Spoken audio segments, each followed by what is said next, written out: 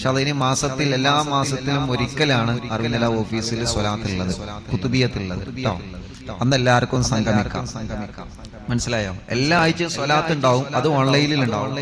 മാസത്തിൽ ഒരിക്കൽ നമ്മളെല്ലാ വ്യാഴാഴ്ചയും ഓഫീസിൽ സ്വലാത്തിന് ഒരുമിച്ച് കൂടിയായിരുന്നു. അത് മാസത്തിൽ ഒരിക്കൽ അത് ഏതാണ് ദിവസം എന്നുള്ളത് നമ്മൾ പ്രഖ്യാപിക്കും. എല്ലാ മാസവും ഒരിക്കല് ഇൻഷാ അല്ലാഹ് ഓഫീസിൽ നമുക്ക് സംഗമിക്കാൻ പറ്റുന്ന ആളുകൾക്കൊക്കെ സ്വലാത്തിൽ പങ്കെടുക്കാം. അല്ലാഹുവേ നീ തൗഫീഖ് നൽകണേ അല്ലാഹ്, നീ തൗഫീഖ് നൽകണേ അല്ലാഹ്, നീ തൗഫീഖ് നൽകണേ അല്ലാഹ്.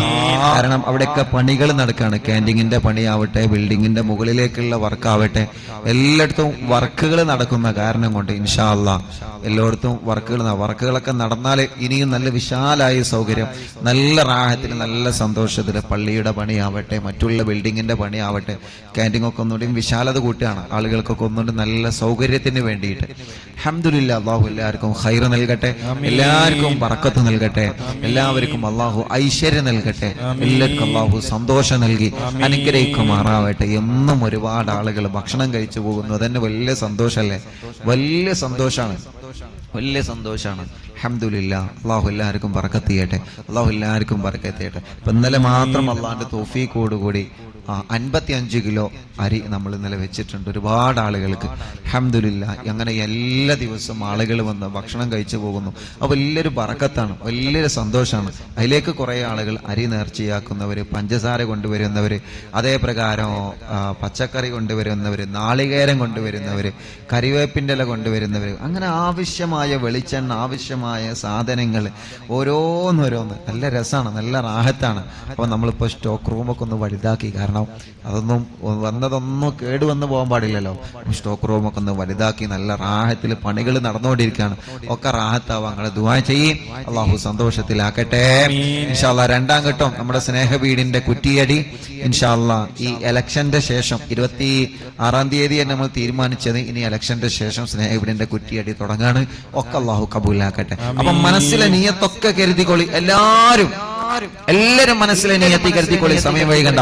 ഇഖ്ലാസ് സൂറത്ത് പതിവാക്കിയാൽ ഒരു വളരെ അല്ലാഹുവിന്റെ അടുക്കലിൽ വലിയ ഒരു പ്രതിഫലം ലഭിക്കും. ചെറുപ്പക്കാരാ,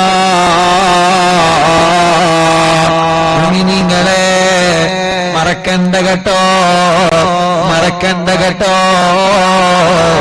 ഇഖ്ലാസ് സൂറത്ത് പതിവാക്കിയാൽ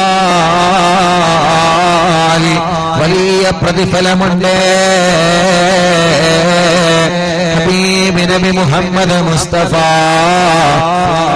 സല്ലല്ലാഹു അലൈഹി വസല്ലമ തങ്ങളുടെ കാലഘട്ടത്തെ ഒരു പ്രിയപ്പെട്ട സ്വഹാബി വഫാത്തായപ്പോ ആ സ്വഹാബിയുടെ ജനാസ എടുക്കാൻ അല്ലാഹുവിന്റെ പള്ളിക്കകത്തേക്ക് മയ്യത്ത് നിസ്കരിക്കാൻ കൊണ്ടുവരികയാ. നിങ്ങളെ അറിവിന്ദിലാവില്ല മജ്ലിസിലൂടെ, അറിവിന്ദിലാവില്ല മജ്ലിസിലൂടെ 10,000 കൂടെ ഇഖ്ലാസോതുന്ന മോളെ, ഇഖ്ലാസോതുന്ന മോനെ, ചെറുപ്പക്കാരാ, പെങ്ങളെ, ഉമ്മമാരെ, പാപ്പമാരെ, വലിയുമ്മമാരെ, വലിയുപ്പമാരെ, അല്ലാഹുവിന്റെ ഹബീബിന്റെ കാലഘട്ടത്ത് ഒരു പ്രിയപ്പെട്ട സ്വഹാബി വഫാത്തായപ്പോ ആ സ്വഹാബിയുടെ മയ്യത്ത് നിസ്കാരത്തിന് വേണ്ടി കൊണ്ടുവന്ന് മയ്യത്ത് നിസ്കാരം കഴിഞ്ഞാൽ ആ സ്വഹാബിയെ ഏതൊരു മയ്യത്താണെങ്കിലും ഖബറടക്കുമല്ലോ പെട്ടെന്ന്. റാബിയ ബീബി അങ്ങനെയല്ലേ പറഞ്ഞത്? ചരിത്രം നമുക്ക് പറയാനുണ്ട്. അല്ലാഹുവേ അറിയുമോ നിങ്ങൾക്ക്? ആ മയ്യത്ത് നിസ്കാരം കഴിഞ്ഞപ്പോ സ്വഹാബത്ത് പറഞ്ഞു, നബിയെ മയ്യത്ത് നിസ്കാരം കഴിഞ്ഞിട്ടില്ലേ, ആ സ്വഹാബിയുടെ ജനാസ എടുക്കല്ലേ. അല്ലാഹുവിന്റെ റസൂല് പറഞ്ഞു, ആയിട്ടില്ല സ്വഹാബ, മയ്യത്ത് നിസ്കാരം കഴിഞ്ഞിട്ടില്ല സ്വഹാബ. ഉണ്ട് നബിയെ, ആ സ്വഹാബിയുടെ മയ്യത്ത് നിസ്കാരം കഴിഞ്ഞു നബിയെ, എല്ലാവരും നിസ്കരിച്ച് കഴിഞ്ഞു നബിയെ. അപ്പോഴാണ് ആരംഭ റസൂലുള്ള പറയുന്നത്, നമ്മളല്ലേ നിസ്കരിച്ച് കഴിഞ്ഞത്, അല്ലാഹുവിന്റെ മലക്കുകളുടെ നിസ്കാരം കഴിഞ്ഞിട്ടില്ല. ഇവിടെ ഒരുപാട് മലക്കുകൾ ഉണ്ട്. ആ മലക്കുകൾ ഈ സ്വഹാബിക്ക് വേണ്ടി മയ്യത്ത് നിസ്കരിച്ചു കൊണ്ടിരിക്കുകയാ. സ്വഫായി പള്ളി നിറയെ മലക്കുകളാണ്.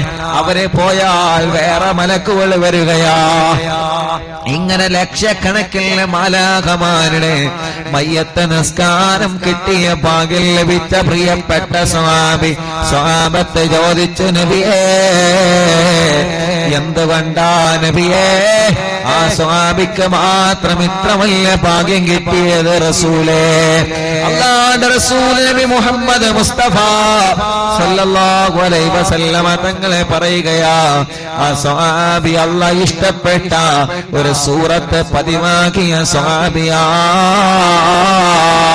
ഏതാണ് സൂറത്ത്? സൂറത്തുൽ ഇഖ്ലാസ്. ഉമ്മമാരെ, ബാപ്പമാരെ, ഒളിവ് കിട്ടുമ്പോ തസ്ബീഹ് മാല കയ്യിൽ പിടിച്ച് ചൊല്ലണം ചെറുപ്പക്കാരാ. ഇഖ്ലാസിനെ ഓതണം പെങ്ങളെ. ഇഖ്ലാസിനെ എത്രയും നില്ല ഓതിക്കോ, ഒരുപാട് ഓതിക്കോ. കണക്കില്ലാതെ സൂറത്തുൽ ഇഖ്ലാസ് നല്ലതുപോലെ ഓതണേ. അതങ്ങ് പതിവാക്കിയാൽ നമ്മുടെ മയ്യത്തം പള്ളിപ്പറമ്പിലേക്ക് കൊണ്ടുപോകുമ്പോ അതിന്റെ മുമ്പ് പള്ളിയിൽ നിന്ന് നിസ്കരിക്കുമല്ലോ. ആ നിസ്കാരത്തിൽ റഹ്മത്തിന്റെ മാലാഖമാരെ ഇറങ്ങി വരുമല്ല. ഞങ്ങൾക്ക് ആ ഭാഗ്യം നീ തരണേ അല്ലാ, ആ ഭാഗ്യം നീ തരണേ അല്ലാ, ആ ഭാഗ്യം നീ തരണേ അല്ലാ. മജ്ലിസിൽ വെച്ച സൂറത്തുൽ ഇഖ്ലാസിലെ ബറകത്താൽ ശിഫയുള്ള വെള്ളമാക്കണേ അല്ലാ. ഞങ്ങളുടെ ഓരോരുത്തരുടെ സങ്കടങ്ങളെ ഇഖ്ലാസിലെ ബറകത്തിനാലെ പരിഹരിക്കണേ അല്ലാ. ഞങ്ങളുടെ രോഗങ്ങളെല്ലാം ഇഖ്ലാസിലെ ബറകത്തിനാലെ ശിഫയാക്കണേ അല്ലാ. പ്രത്യേകിച്ച് ഞങ്ങൾ അറിവിന്നിലാവ് കാണുന്ന കേൾക്കുന്ന എല്ലാരും മുറാദും നീ മനസ്സിലാക്കണേ അല്ലാ. എത്ര ആളുകളാണ് ഇന്നും ഇന്നലെയും അറിവിന്നില്ല ഓഫീസിൽ? എത്ര ഉമ്മമാരാ, എത്ര ബാപ്പമാരാ, എത്ര കുടുംബങ്ങളാണ് വന്നത് സങ്കടങ്ങളെ പറയാൻ, വിഷമങ്ങളെ പറയാൻ. അതിനെല്ലാം ഇഖ്ലാസ് സൂറത്തുകളിൽ പരിഹാരം നൽക റബ്ബേ, പരിഹാരം നൽക റബ്ബേ, പരിഹാരം നൽക റബ്ബേ, പരിഹാരം നൽക റബ്ബേ. അവരെ പറഞ്ഞ കാര്യങ്ങൾ മുഴുവനും ഇഖ്ലാസ് സൂറത്തിലെ ബറകത്തിൽ നീ റാഹത്താക്കി കൊടുക്കണേ അല്ലാഹ്.